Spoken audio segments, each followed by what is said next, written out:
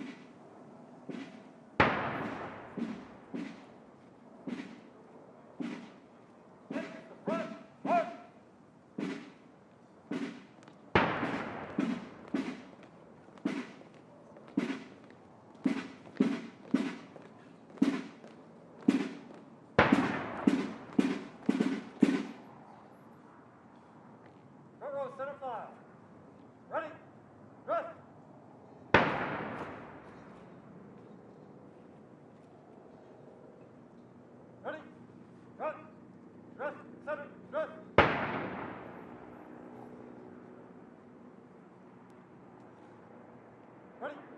Front.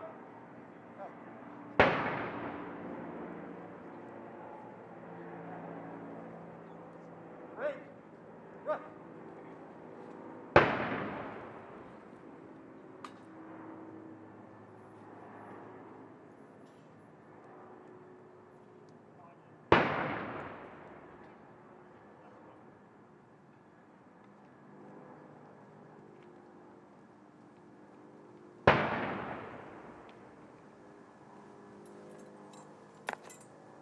Honor, guard, Turning zone. ahead, turn!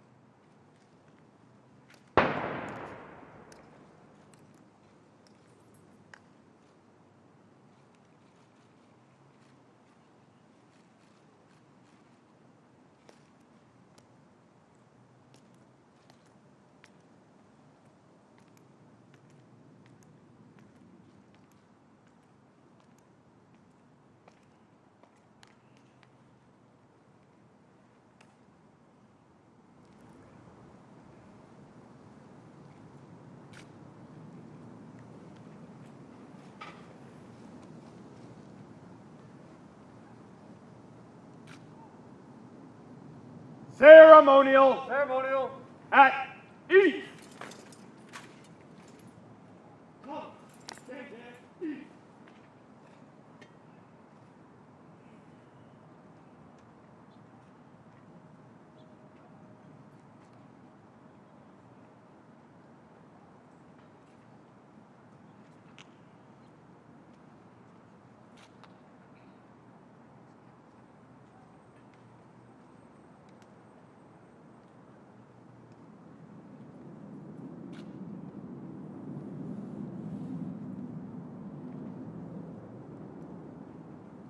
The President of the United States has arrived and is being greeted by the host for today's observance, the Honorable Dennis McDonough, Secretary of Veterans Affairs, and Major General Alan M. Pepin, Commanding General of Joint Task Force, National Capital Region, and the United States Army Military District of Washington. The Armed Forces Honor Guard and United States Army Band, Pershing Zone, are formed and waiting as the President moves to the tomb of the unknown soldier to place the wreath.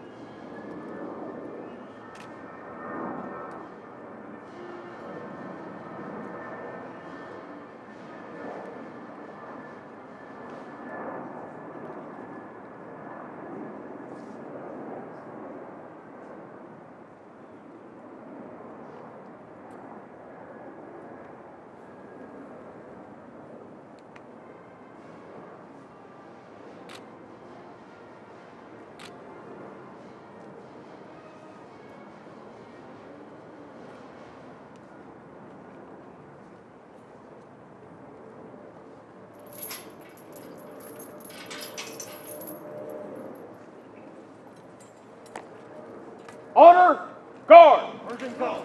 Attention!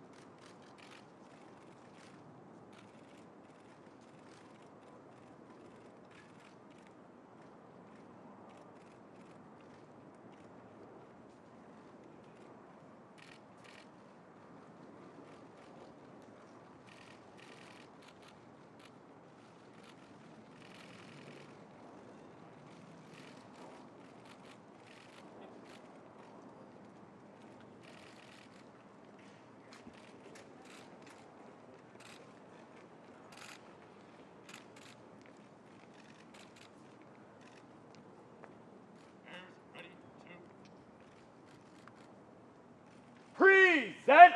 Present. Arm.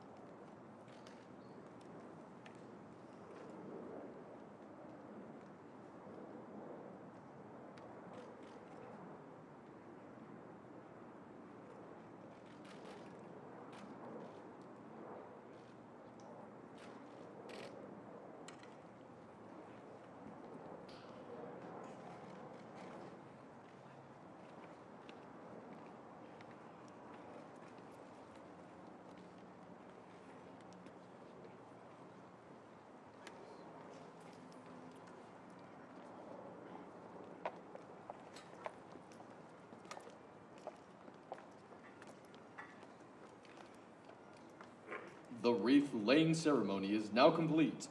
The Veterans Day program will begin momentarily. Please move to your seats.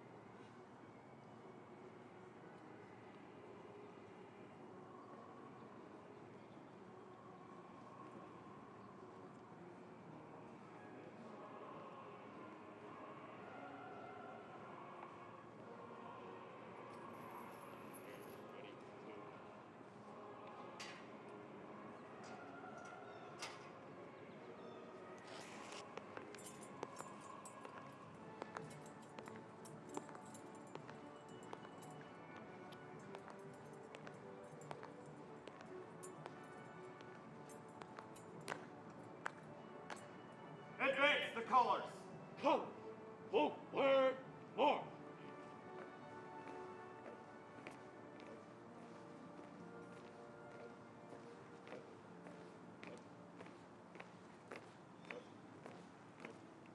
Mark time. Left wheel. March.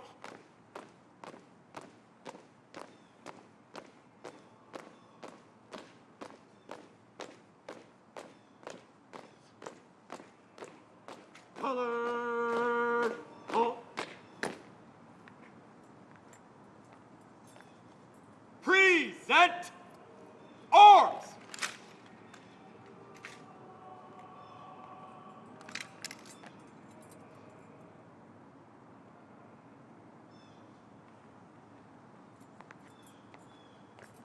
Order. Arms.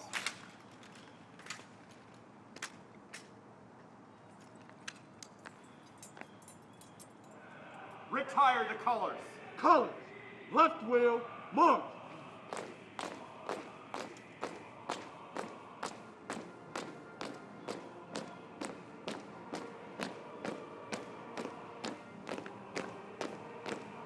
Ready.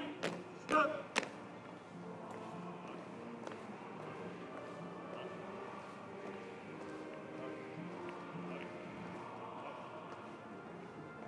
March.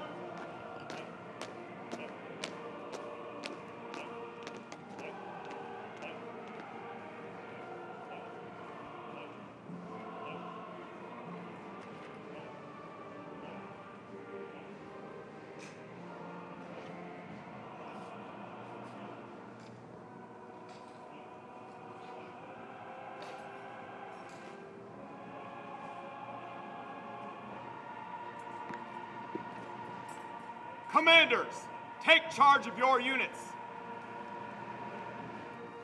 Marching zone. March time. March. Forward. March. About. Fight. Forward. Arm. Hold out. Hit. Hold.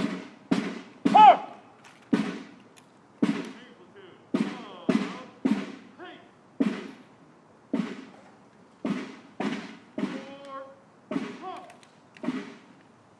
Force platoon. Vote. Peace. For her. Coast Guard platoon. Oh, now, hey. For all. Army platoon, forward! March!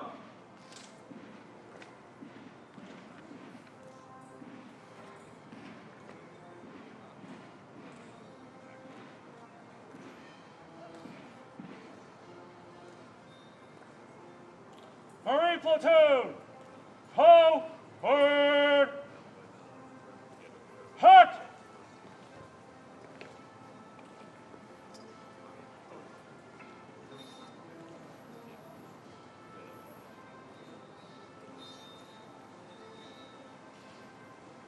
Navy platoon, forward! March!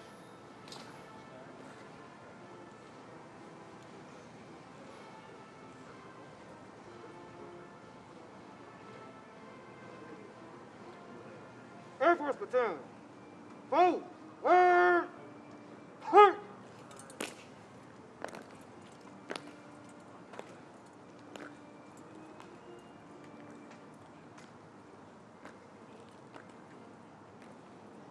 Coast Guard platoon. Forward. March.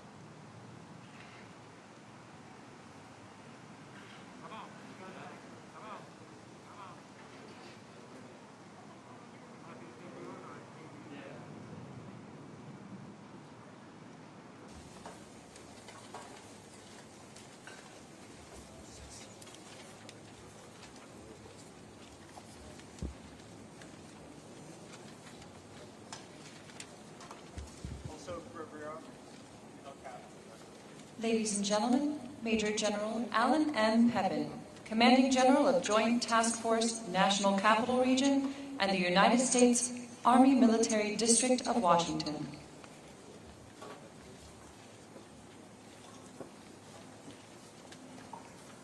Ms. Karen Durham Aguilera, Executive Director, Office of Army Cemeteries and Army National Military Cemeteries.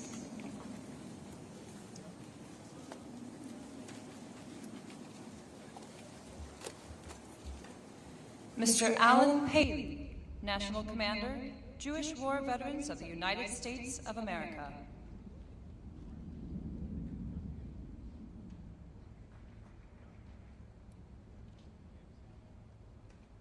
And the Honorable Dennis McDonough, Secretary of Veterans Affairs.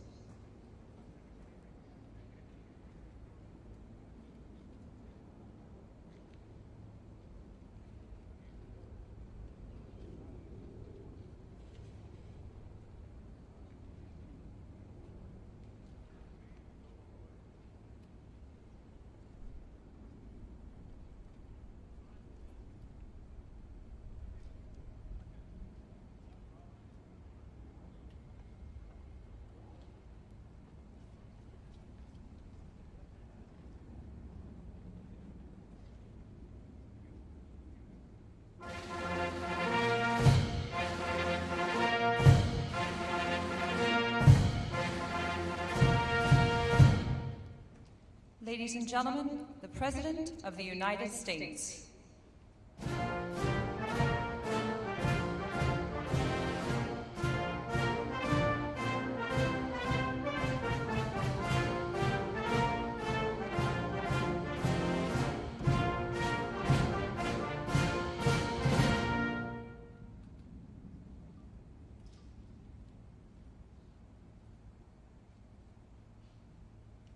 Ladies and gentlemen, please remain standing for the invocation given by Chaplain Juliana Lesher, National Director of Chaplain Service for the Department of Veterans Affairs.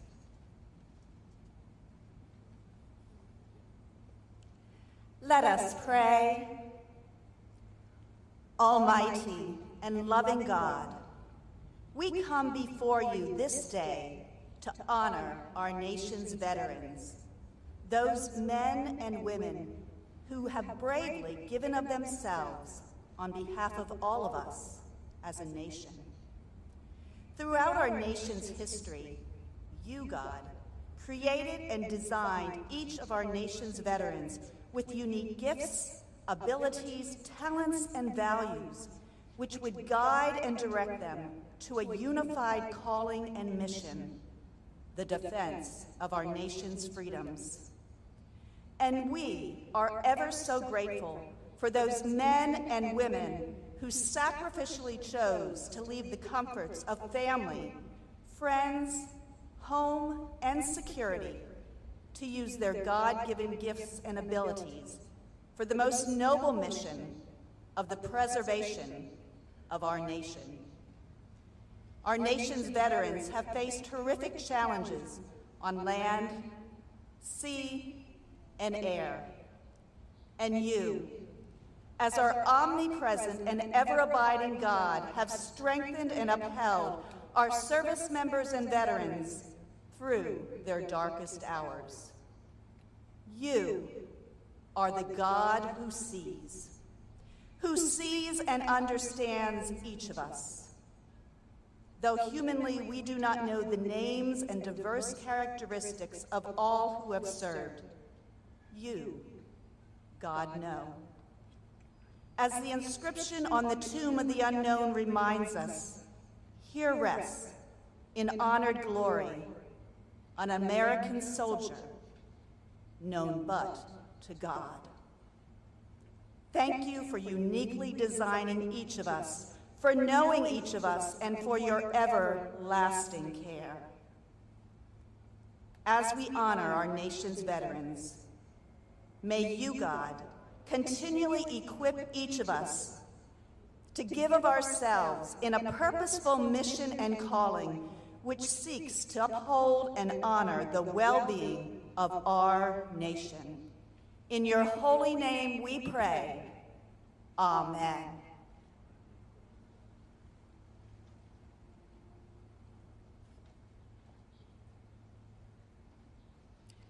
Now, I'd like to invite Mr. Alan Paley, National Commander, Jewish War Veterans of the United States of America, to lead us in our Pledge of Allegiance. I pledge allegiance to the flag of the United States of America and to the republic for which it stands, one nation, under God, indivisible, with liberty and justice for all. Please be seated. It is now my distinct privilege to introduce the members of the Veterans Day National Committee located in box seats throughout the amphitheater. The committee was formed by presidential order in 1954 to plan this annual observance in honor of America's veterans and to support Veterans Day observances throughout the nation. Please hold your applause until I have introduced these special guests. If you're able, please stand when your name is called. Mr. Alan Paley, National Commander, Jewish War Veterans of the United States of America. Mr. Tom Burke, National Vice President, Vietnam Veterans of America. Mr. Matthew M. Fritz Mahelchik, Commander-in-Chief, Veterans of Foreign Wars. Retired Navy Chief James W. Campbell, National President, Fleet Reserve Association. Mr. Gregory S. Hoon, National Commander, AMVETS. Mr. Charles Shearer, National Commander, Army and Navy Union. Retired Navy Fleet Master Chief Paul A. Kingsbury, President, Non-Commissioned Officers Association. Mr. Corey D. Bates, National Vice Commander, the American Legion. Mr. James McCormick, National Commander, Military Order of the Purple Heart. Retired Marine Corps Sergeant Major Johnny Baker, National Commandant, Marine Corps League. Retired Army Chaplain Brigadier General Robert Pliskowski, National President, Military Chaplains Association. Retired Marine Corps Corporal Charles Brown, National President, Paralyzed Veterans of America. Retired Marine Corps Lieutenant Colonel Jack Murray, National Commander, Legion of Valor of the United States of America. Retired Army Lieutenant Colonel Michael A. Oken, MD, Commander-in-Chief, Military Order of the World Wars. Mr. Justin Jump, National President, the Retired Enlisted Association. Retired Army Staff Sergeant Leroy A. Petrie, President, Congressional Medal of Honor Society. Mr. Andy Marshall, National Commander, Disabled American Veterans. Retired Air Force Lieutenant General Dana T. Atkins, President and Chief Executive Officer, Military Officers Association of America. U.S. Public Health Service Commander Kelly Valente, Chair, Board of Directors, Commissioned Officers Association of the United States Public Health Service. Retired Air Force Chief Master Sergeant Carrie Wright, International President, Air Force Sergeants Association. Mr. Robert Swan, National Commander, Polish Legion of American Veterans. Mr. Jeffrey J. Brodeur, National President, Korean War Veterans Association.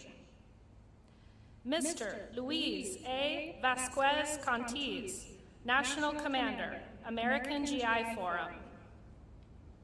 Mr. David Crum, National Commander, Catholic War Veterans of the United States. Mr. Joseph D. McNeil, Sr., National President, Blinded Veterans Association. The associate members of the committee are also located in seats throughout the amphitheater. I'd like to ask the presidents and national commanders that comprise our associate membership to stand and be recognized.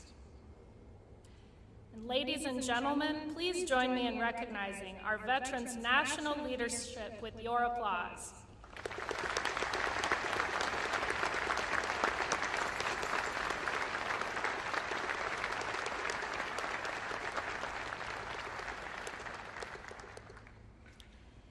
It is now my pleasure to introduce the Executive Director, Office of Army National Cemeteries and Army National Military Cemeteries, Ms. Karen Durham Aguilera.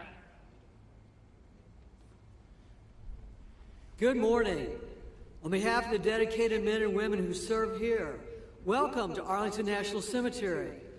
I would like to extend a warm welcome to the 46th President of the United States, President Joe Biden. Thank you, Mr. President, for being here today, honoring our nation's veterans. And our First Lady, Jill Biden, welcome. The Secretary of Defense, the Honorable Lloyd Austin. Secretary of Veteran Affairs, the Honorable Dennis McDonough and his wife, Kari. Secretary of the Army, the Honorable Christine Wormuth. Chief of Staff of the Army, General McConville and his wife, Maria, welcome. And Mr. Alan Paley, the National Commander of the Jewish War Veterans, thank you for being the Veteran Service Organization's host and for your participation in this important national observance. And to all dignitaries and families and everyone watching from across our great nation, thank you for being with us today. The cemetery is beautiful this time of year, and it is fitting that we once again recognize our veterans on these most hallowed grounds. Today is a celebration of honor, duty, and patriotism. Arlington National Cemetery is a solemn place surrounded by over 400,000 soldiers, sailors, Marines, airmen, and Coast Guard men, and their families who have proudly served our nation in peacetime and in war.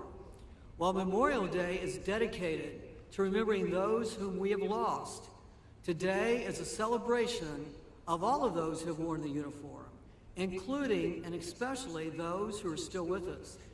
I encourage each and every one of you to pause for a moment today and thank a veteran or military family member for their service and sacrifice. Today may be solemn, but it can also be joyous, as we remember loved ones, friends, comrades in arms who have served and may still be serving. I will also briefly talk about an historic event that concludes today with this observance. For the last year, we have held events to commemorate the centennial of the Tomb of the Unknown Soldier with the interment of the World War I unknown.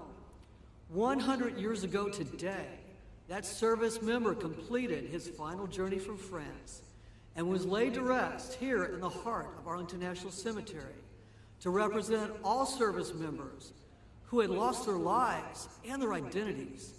We did so to provide comfort and closure to those family members who were never given the opportunity to lay to rest their child, husband, or father.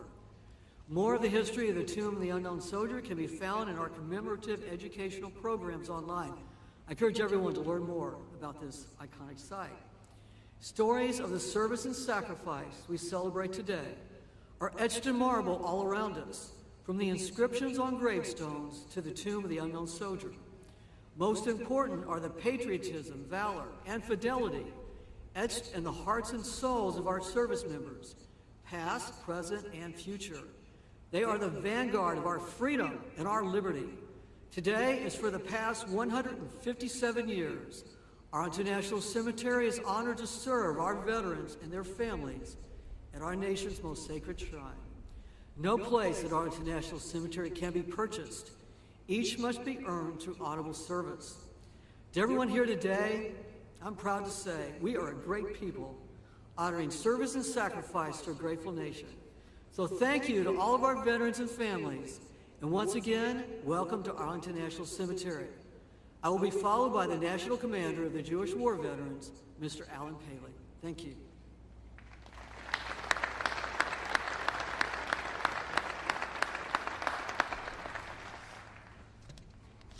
President Biden, Secretary McDonough, Director Aguilera, Major General Pepin, distinguished guests, my fellow veterans, ladies and gentlemen. On Veterans Day, at the 11th hour on the 11th day of the 11th month, we pause for a few brief moments to both honor and pay tribute to the men and women who served in the defense of our country and then returned home. We owe you our thanks, our respect, and our freedom. George Washington spoke about the country's obligation to care for its veterans and their families. He said, "The willingness with which our young people are likely to serve in any way shall be directly proportional to how they perceive the veterans of earlier wars were treated and appreciated by their nation." Let us remember, treated and appreciated. Engraved on a granite wall of the Korean War Memorial a short distance from here is a simple but powerful phrase: freedom is not free. The freedoms we enjoy today were made possible by the more than 19 million living veterans and countless others who served in the defense of our country. The symbols of America and freedom are interlocked, and they are present here today. The flags flying, the white grave markers, and all of us, the veterans and service members who protected our nation. It is you that we celebrate and honor today. Our work continues as citizens in supporting America's veterans and service members. JWV and VSOs must continue to fight for adequate funding for VA services and assure that issues facing veterans from all eras remain at the forefront. I call on each of you to take action and make your voice heard on issues we continue to face, including ending homelessness, increasing access to health care, delivering mental health care, reducing claims processing times, deploying integrated electronic health records, and addressing toxic exposure concerns in a comprehensive way. Seated throughout the amphitheater this morning are the leaders of many veteran service organizations. Every VSO was created with the purpose to advocate for the unique needs of the veteran community. VSOs understand and work tirelessly to maintain and improve the benefits we earned. There is strength in numbers, and veterans must continue to be strong advocates and have our voices heard. When the Jewish War Veterans celebrated its 100th anniversary, our national commander, Robert Slyman, also addressed this gathering. His closing remarks that day are just as powerful today as they were in 1996. He said, and I quote, "Never should our government presume that by setting aside but one day, they have met their obligation to the survivors of yesterday's wars and today's or tomorrow's conflicts. We welcome your thoughts that this is not merely a singular day of honor, but indeed a public recognition of obligation to service. And we welcome your concerns that such obligation must be answered with compassion and with resolve." End quote. I stand before you as a veteran myself. As we honor, celebrate, and share thanks, we must remain vigilant and continue to ensure that the freedoms, benefits, and services we enjoy today remain with us for centuries to come. May God bless those who have earned the title of veteran, and may God bless the United States of America. Thank you.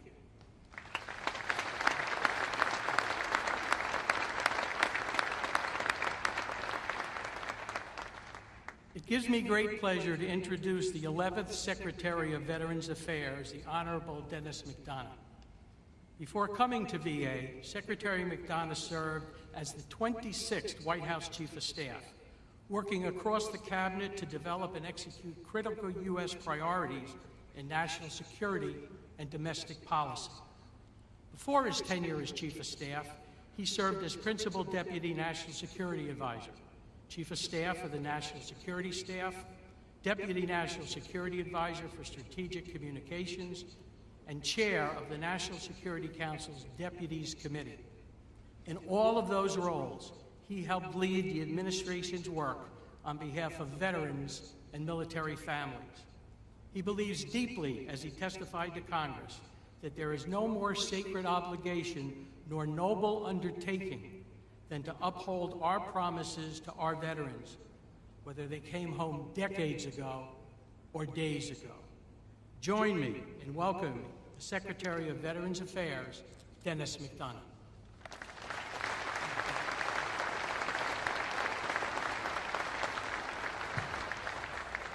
Thanks, Alan, for that very generous introduction, for your service to our country, and for leading today's fantastic host organization, Jewish War Veterans of the United States of America.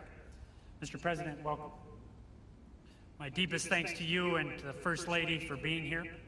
We are forever grateful for your leadership, for your unwavering support of our nation's veterans, their families, caregivers, and survivors. Let me also acknowledge the distinguished leaders from the Cabinet, Congress, VA, veteran service organizations, veteran family and caregiver advocacy organizations, and our Veterans Day National Committee. It's great to be here with you. Most of all, thanks to the veterans, their families, caregivers, and survivors with us this morning. This day is your day, and it's an honor to spend it with you. Each year, America pauses on November 11th to remember and recognize those men and women who fought our nation's wars and defended us during periods of restless peace. From the beginning of our fight for independence at Lexington and Concord to the end of the longest war in American history in Afghanistan, millions of veterans have risked their lives to preserve the democratic ideals of this great nation. We live in peace and prosperity today because of them and because of you. On this day, we must not only appreciate those great blessings and the vets who delivered them, we must also remember the terrible cost at which they came. Veterans have told us of the costs of war throughout history. In letters home from World War II, Captain George Montgomery of the 82nd Airborne Division described his experience on D-Day, writing, "I never, in my wildest dreams, knew such terror could grip your very soul." Senator Max Cleland, an indefatigable patriot, hero of the war in Vietnam, and the father of the modern VA, who passed away earlier this week, echoed that sentiment, writing, "War is as close to hell on earth as anything ever could be." Sentiments like these have been expressed by veterans of every conflict. Those who bore the bloody battles of the American Civil War, the hellish trenches of the First World War, the frozen mountains of Korea, the jungles of Vietnam, and the cities, deserts, mountains of Iraq and Afghanistan. Many service members gave their last full measure of devotion during those wars, some of whom now rest on the hallowed grounds of the cemetery or in the tomb of the unknown soldier, which, as of today, has stood for 100 years. Other brave service members come home as veterans. But for those veterans, those wars did not end when the final bullet was fired, nor when the final service member came home. Instead, those wars live on, in their minds and in their bodies, in scars visible and invisible, sometimes for years, sometimes forever. This day, Veterans Day, is our day to honor the vets who made those sacrifices, a day to remember what they've done for us, a day to recognize that when those veterans serve and sacrifice, so do their families, their caregivers, their survivors.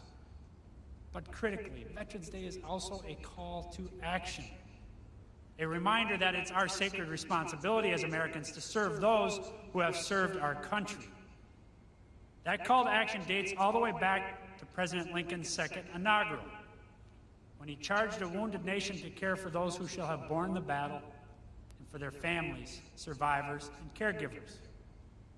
And that same call echoes today when President Biden reminds us that our nation's most sacred obligation is to prepare and equip troops we send into harm's way and to care for them and their families when they return home. At VA, that means we're providing veterans with world-class health care, with benefits they've earned and so rightly deserve, with a lasting resting place that's a tribute to their service. And with President Biden's leadership, VA is doing exactly that, providing more care, more benefits, and to more veterans than at any time in our nation's history. But this day reminds us that it's not just the job of VA to serve veterans, their families, survivors, and caregivers. It's the job of every American. Because whenever someone signs up to honor our country in the military, our nation makes them a simple promise. If you take care of us, we'll take care of you. If you fight for us, we'll fight for you. If you serve us, we'll serve you when you come home. The thing is, our nation as a whole makes that promise. But it's on all of us, every single one of us, to keep that promise. There are many ways to do that. From reaching out to the veterans in your life, to lending a hand when a veteran needs help, to doing your small part to uphold the principles of democracy for which veterans have fought and bled to defend. Whatever the method, serve veterans and serve them well. Remember their sacrifices, recognize their service, and recommit and renew your pledge to them, because that is our most sacred responsibility as Americans on this Veterans Day and every day. I know of no one who keeps that promise better than President Biden. As a senator, as vice president, and now as president, and as the surviving father of an Iraq war veteran, President Biden has dedicated so much of his life to serving those who have served us.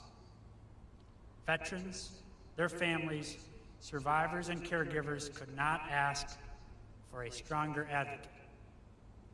And so, without further ado, it is my great personal and professional honor to present to you our Commander-in-Chief, the President of the United States of America, Joe Biden.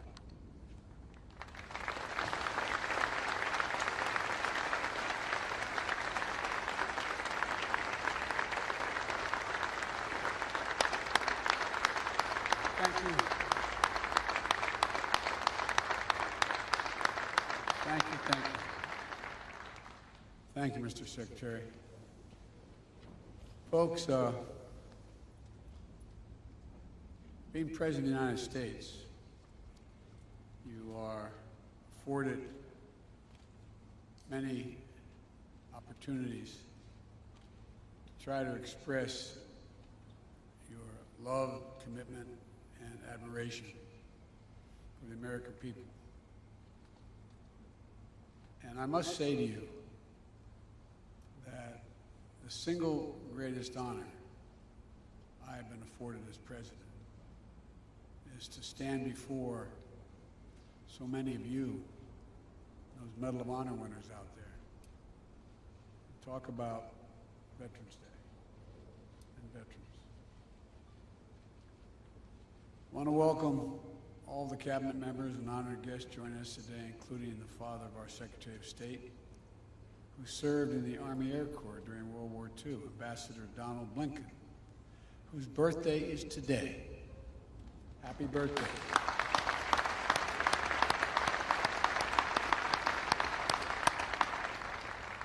Thank you for your service to our country. And I just want to tell you, I know you're a little younger than I am, but you know, I've adopted the attitude of the great Negro at the time, pitcher in the Negro Leagues, went on to become a great pitcher in the pros, into the Major League Baseball after Jackie Robinson. His name was Satchel Paige. And Satchel Paige, on his 47th birthday, pitched a win against Chicago. And all the press went in and said, "Satch, it's amazing. 47 years old. No one's ever pitched a win at age 47. How do you feel about being 47? He said, "Boys, that's not how I look at it." I said, "How do you look at it, Satch?" I said, "I look at it this way. How old would you be if you didn't know how old you were? I'm 50 years old, and the ambassador's 47. But all kidding aside, Mr. Ambassador, thank you for your service during World War II, as well as your service as an ambassador. And thank you for raising such a fine man, Tony Blinken, our Secretary of State. To all our veterans, past and present, we thank you, we honor you, and we remember always what you've done for us. I'd like to recognize one of our national heroes who is here today, Medal of Honor recipient, Mr. Brian Thacker.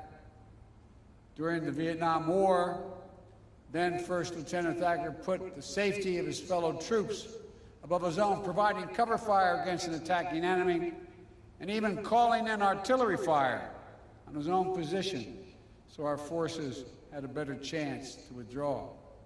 Wounded, unable to leave the area, he evaded capture for 8 days until finally friendly forces retook the position. Yours is a remarkable story. It'll never be forgotten.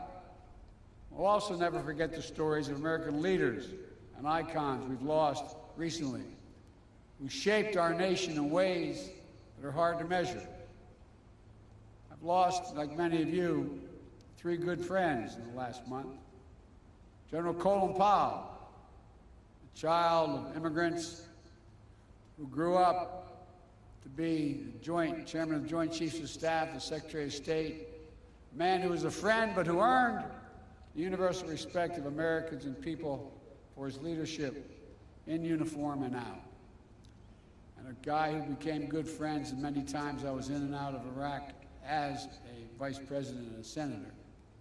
General Ray Odierno, who I met multiple times in Iraq, and who did so much to help get us where we are today, and who always put the troops and his veterans first. It was an honor to have my son, Major Biden, serve under his command at the time. And my friend and colleague, who was mentioned already, United States Senator Max Cleland, who as a triple amputee knew the cost of war as well as anyone could ever know it, and went on to champion the dignity and care of Americans and wounded veterans throughout his life. We lost all 3 of these incredible veterans in the last several weeks, and our hearts go out to their families. These are stories that inspire generation after generation of Americans to step forward to defend our nation. And today, we pay homage to the unrelenting bravery and dedication that distinguish all those who have earned the title of American veteran. It's an honor that not only a small percentage of Americans can claim, and one that marks those who are able to claim it as brothers and sisters. It's a badge of courage that unites across all ages, regardless of background, because to be a veteran is to have endured and survived challenges most Americans will never know. You've come through the trials and testing, brave dangers and deprivations, faced down tragic realities of war and death. You've done it for us. You've done it for America, to defend and serve American values, to protect our country and our Constitution against all enemies, and to lay a stronger, more secure foundation on which future generations can continue to build a more perfect union. Each of our veterans is a link in a proud chain of patriots that has stood in the defense of our country from Bunker Hill to Belleau Woods Gettysburg to Iwo Jima, Chosin Reservoir to Konar Valley. Each understood the price of freedom, and each shouldered that burden on our behalf. Our veterans represent the best of America. You are the very spine of America, not just the backbone, you're the spine of this country. And all of us owe you. And so on Veterans Day, and every day we honor that great debt and recommit ourselves to keeping our sacred obligation as a nation to honor what you've done. We have many obligations to our children, to our elderly, to those truly in need. But I've gotten in trouble way back when I was a young senator for saying we only have one truly sacred obligation. We have many obligations, but one truly sacred obligation. To properly prepare those and equip those who we send into harm's way and care for them and their families while they're both deployed and when they return home. This is a lifetime sacred commitment. It never expires. And for me and for Jill and for the entire Biden family, it's personal. When Bo was deployed to Iraq, after spending 6 months in Kosovo as an assistant U.S. attorney trying to set up a criminal justice system, I got a call from him one day. He said, "Dad, what are you doing Friday?" And I said, "What do you need, hon?" What do you need? He said, "I'd like you to pin my bars on." I said, "What in the heck have you done?" He said, "Someone's got to finish these wars, Dad." True story.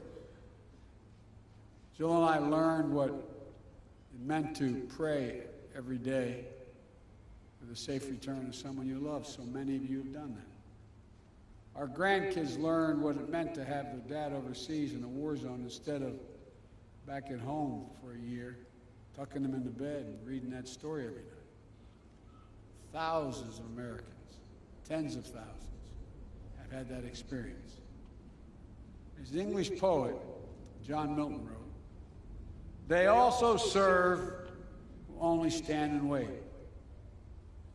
All the mothers and fathers, sons and daughters, spouses, all those who stand alongside our veterans and their families, caregivers, survivors, you are the solid steel spine that bears up under every burden, the courageous heart that rises every challenge.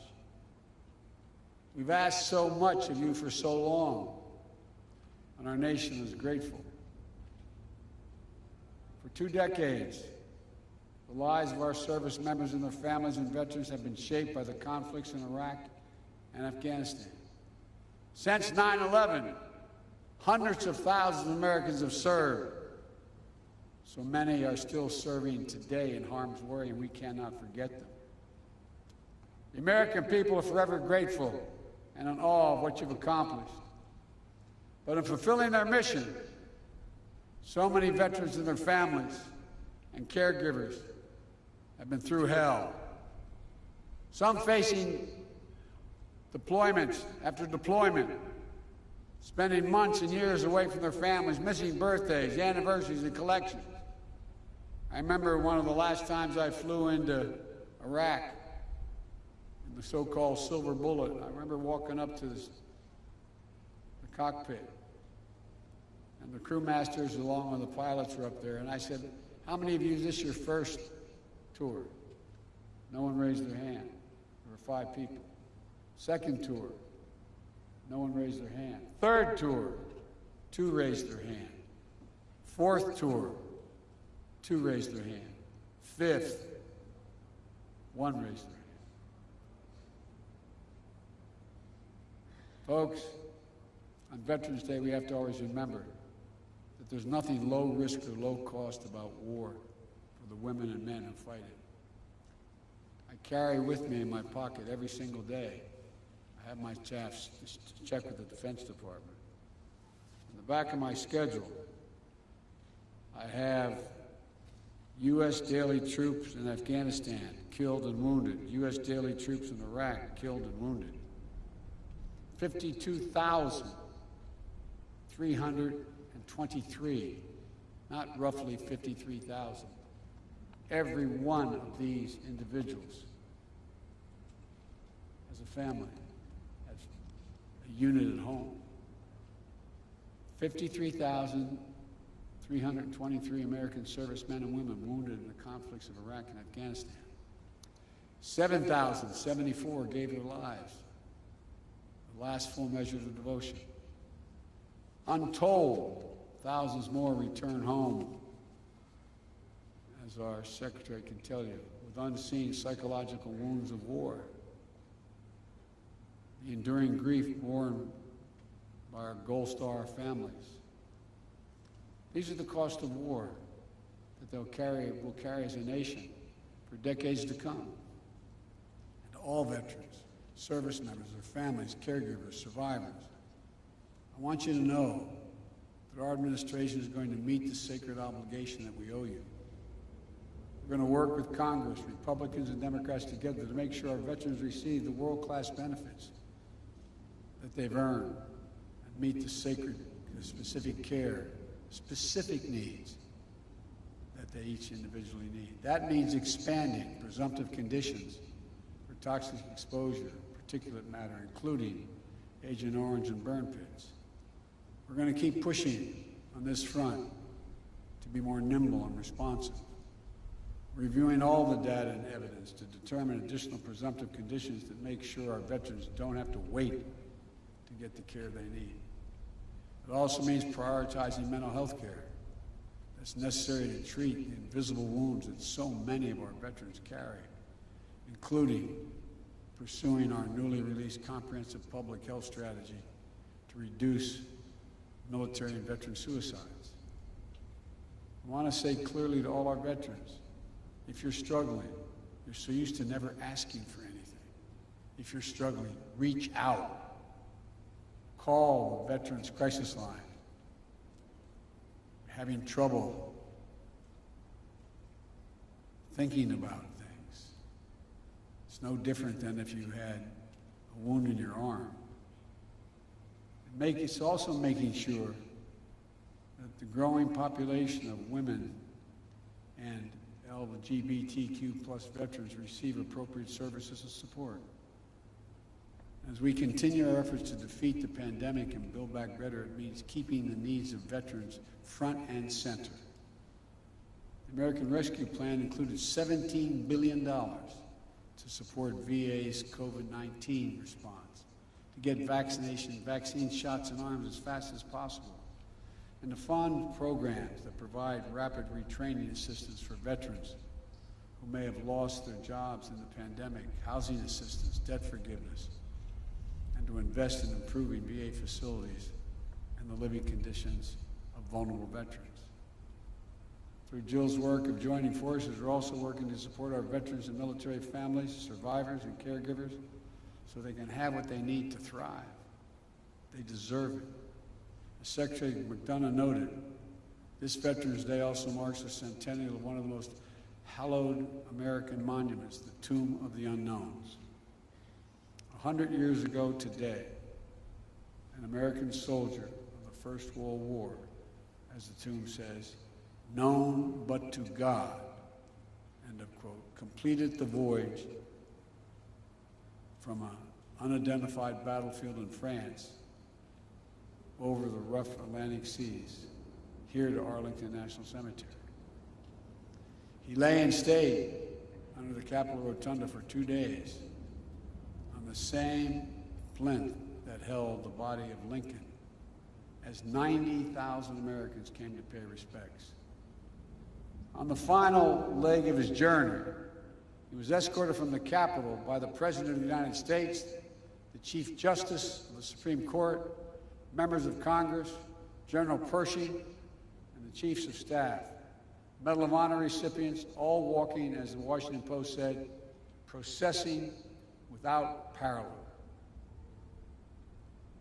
to give honor due to American servicemen. Not just the anonymous soul today entombed in gleaming marble, but the generations of Americans who dared all, risked all, gave all for the cause of freedom. To commemorate in the wounds of the member, in the words of a member of Congress who proposed the legislation creating the memorial, an American warrior, quote, this is the quote, who typifies the soul of America. You veterans are the soul of America, America's soul. That's why our veterans have always fought, always been willing to put themselves on the line.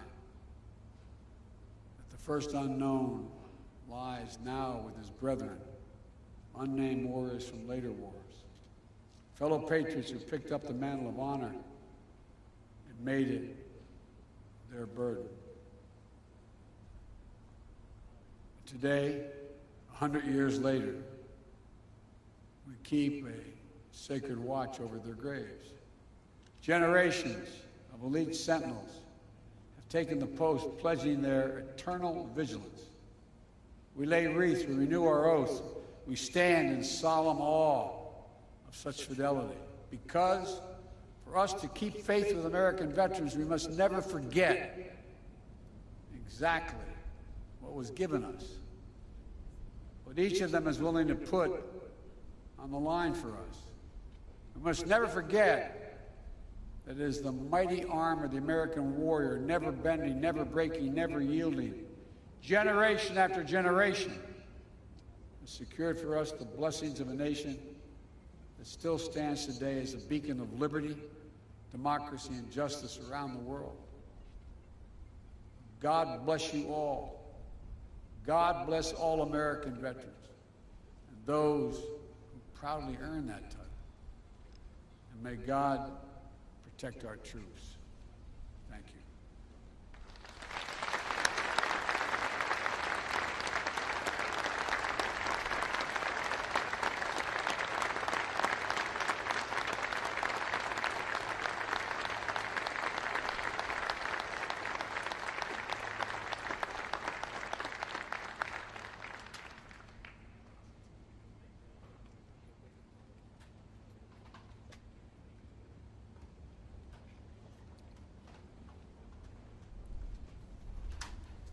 Ladies and gentlemen, and now the United States Coast Guard Band will play and the Armed Forces Chorus will sing, God Bless America.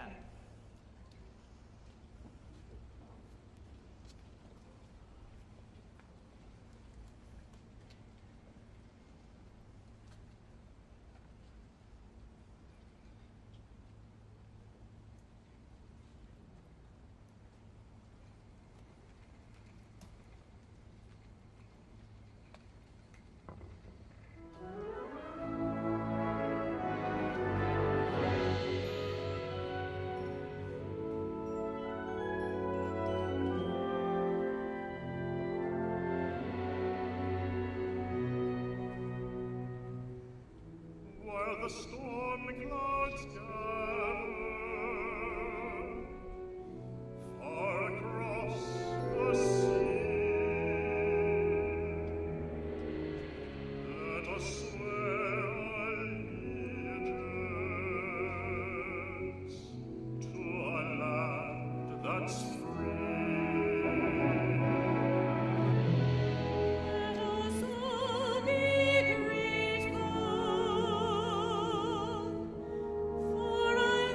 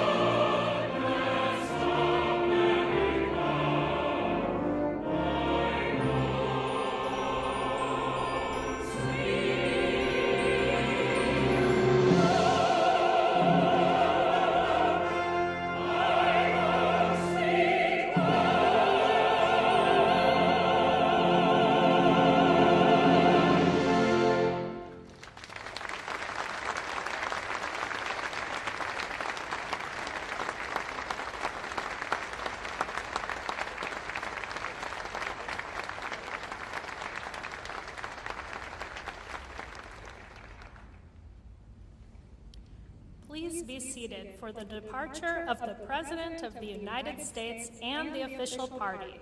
Thank you for joining us today as we celebrate and honor all who served.